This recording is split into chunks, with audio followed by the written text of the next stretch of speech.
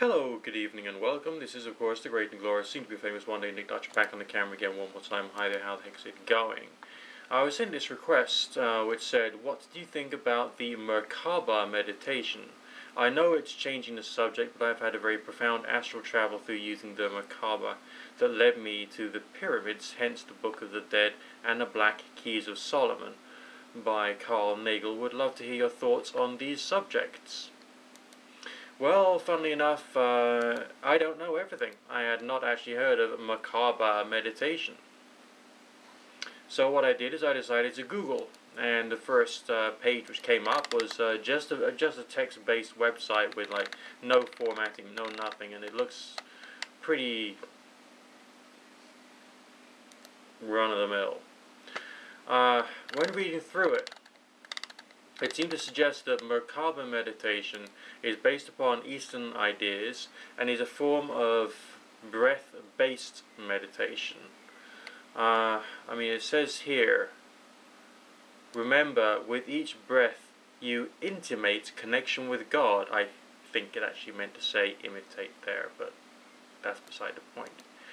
And it recommends using an altar. It recommends setting some time aside and a place aside especially for this meditation, and it's about creating the sensation of love. Feel love for all life everywhere.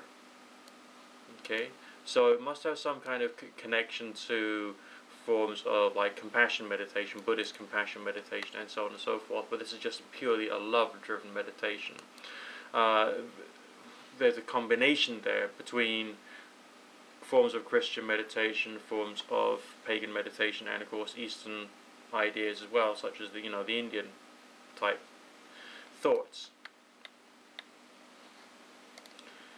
And then there's visualizations, which are incorporated into the whole thing, and forms of sort of like finger movements that one does in order to count the number of breaths and various things you should be thinking about on each breath.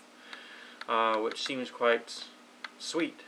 I don't really see that there is any real difference between this form of meditation and many other which are driven towards generating the emotion of love and directing it either inwards or outwardly. It's the same sorts of thing that would be used in some forms of spiritual healing when you're directing healing energy, or basically essentially love energy through like your hands towards somebody else. So it's quite there's lots of common factors towards it. It's quite a good, structured way of doing this style of meditation. So in that respect, it's quite good. And yes, there is some symbolism and mandalas which are supposed to have meanings associated with the states of mind which you're supposed to reach or achieve when you've reached that brilliant, pure and perfect like state of mind. And it looks very, very similar to the imagery that came out of Tantra and the tantric aspects of religiosity. So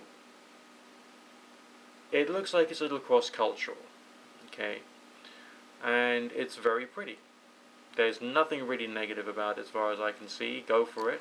No, don't stress yourself out about too much about it. It's just another way of reaching the kind of like states of some weird stuff can happen. I mean, when I was a lot younger, and I would just sit there, in an upright yoga position, and I would be concentrating on, let's say, the crown chakra and the emotion of love, and I'd be saying, using the phrase such as, "I am ascending slowly to reach God." Okay, and I'd use that as a mantra. And then I'd do what we all do and try and see the aura between my fingers. And sometimes it was like tiny little magnesium sparks that came out that bright at times. It was just... The more you play with meditation, the more strange things can happen. It's fun, it's relaxing, it's very tranquil and spiritual, and it's well worth giving it a go. That's a general overview of my thoughts on the subject.